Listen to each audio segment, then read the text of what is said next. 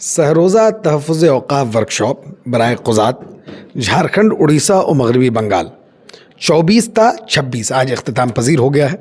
हमने चंद क़ुज़ात हज़रात से बातचीत की और जो ये 3 दिनों का जो एक तवील कहा जाए कि वर्कशॉप हुआ, उससे लोगों ने क्या लिया, क्या पॉजिटिव क्या नेगेटिव, इस पर खुल के बातचीत करने की कोशिश मैंने किया। हालांकि नेगेटिव अब तक अल्हम्दुलिल्लाह नहीं आया है।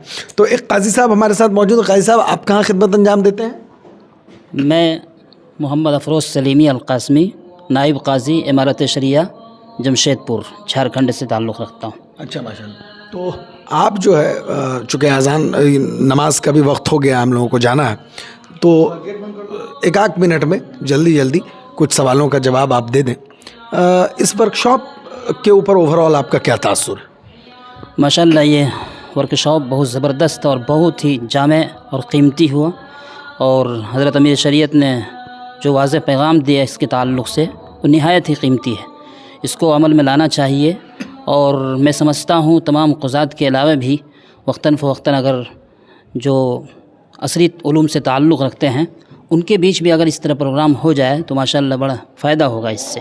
क्या इससे पहले इस तरह का वर्कशॉप कहीं आपने अटेंड किया था किसी भी मौजू पे? नहीं, इस तरह तो नहीं हुआ है। अलबत्ता मदारिस में जो मुहाज़रा वगैरह पेश हुआ होता है उसका एक अलग चीज़ है, लेकिन अल्हम्दुलिल्लाह अमीर शरीयत ने जो प्रोग्राम में जो ये किया है, मुहाज़रा पेश किया है, बहुत ही जामे है, इसमें कोई शक नहीं, और बहुत ही बारीकी से बेहतर अंदाज में इत्मीनान बख्श, किसी तरह कोई परेशानी नहीं। और 3 दिन ऐसा महसूस हुआ कि यकीनन और ये प्रोग्राम होते रहने चाहिए। 3 दिन गुजरा पता नहीं चला।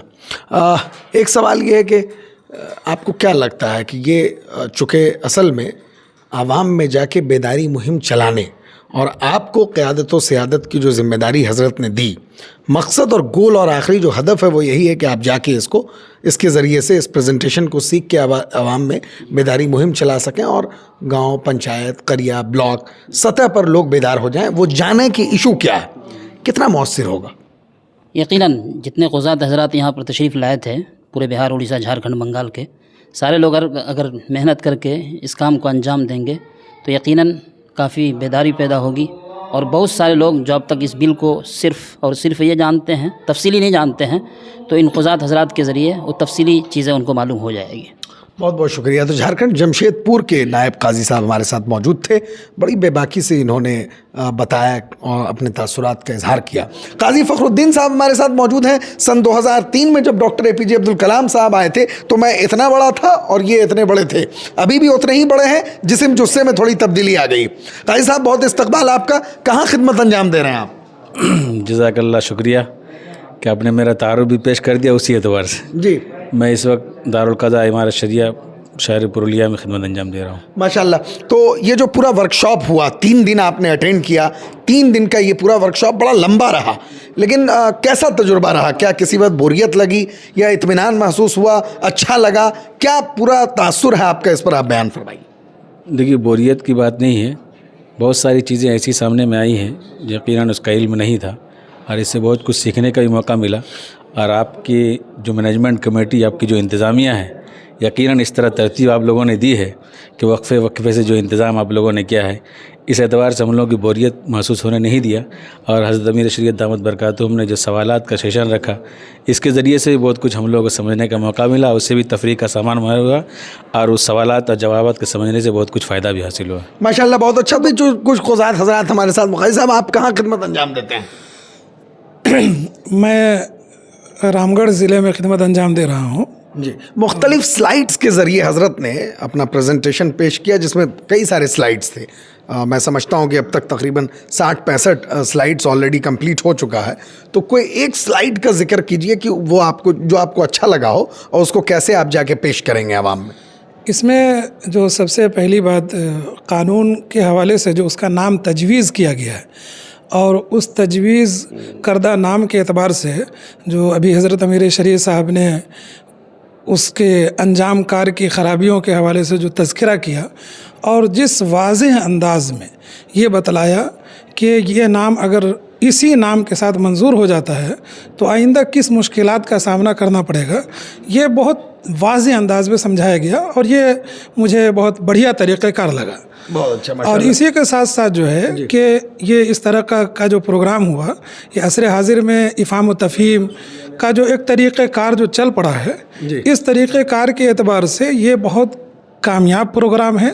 اور میں آپ کے چینل کے حوالے سے حضرت امیر شریف صاحب سے درخواست بھی کروں گا کہ چونکہ ان کے پاس عصری علوم کی بڑی بڑی ڈگریاں ہیں اور یورپین ممالک کو انہوں نے قریب سے دیکھا ہے، جہاں سے دنیاوی ترقی کا مبدا آج کے زمانے میں شروع ہوتا ہے، تو جہاں ہمارے اداروں میں دینی موضوعات کو بنیاد بنا کر فقہی سیمینار یا الگ الگ موضوعات پر سیمینار ہوتے ہیں، تو کاش کے عمارت کے حوالے سے یہ سلسلہ جاری ہوتا اور آئندہ بہت سارے ایسے عزائم اور ایسے مسائل ہیں، مثال کے طور پر معاشیات کا ہے یا قانون دانی کا ہے جو اس کا ایک مرحلہ چل رہا تھا، اسی طریقے سے اور بہت سارے معاشرتی مسائل جن سے ہم کو ذات کو جھوجنا پڑتا ہے، تو ان موضوعات پر بھی سال میں ایک آدھ بار اس طرح کی ترتیب بنتی ہے، تو میرا ماننا ہے کہ یہ بہت کام کی چیز ہوگی اور امت کو بھی بہت بڑا فائدہ پہنچے گا۔ جزاکم اللہ۔ تو حقیقتاً کچھ بھی نہیں ہے، البتہ حکومت کی نظر گندی اور بری ہے، وہ مسلمانوں کی زمین جائیداد پراپرٹی کو قبضہ کرنا چاہتی ہے،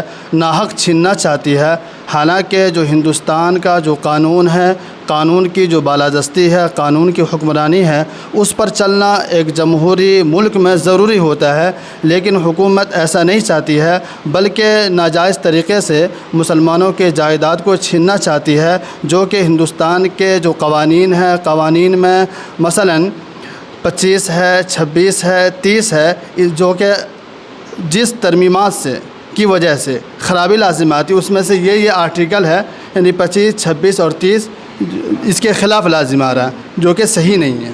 کہا جاتا ہے اور میڈیا کے ذریعے کئی بار یہ دعویٰ کیا گیا کہ ہندوستان کے علاوہ کسی دوسرے ملک میں جو مسلم ممالک ہیں وہاں وقف بورڈ ہے ہی نہیں، آپ کو کیا ضرورت پڑ گئی؟ ویسی بات نہیں ہے، سمجھے، یہ میڈیا کی خامی ہے۔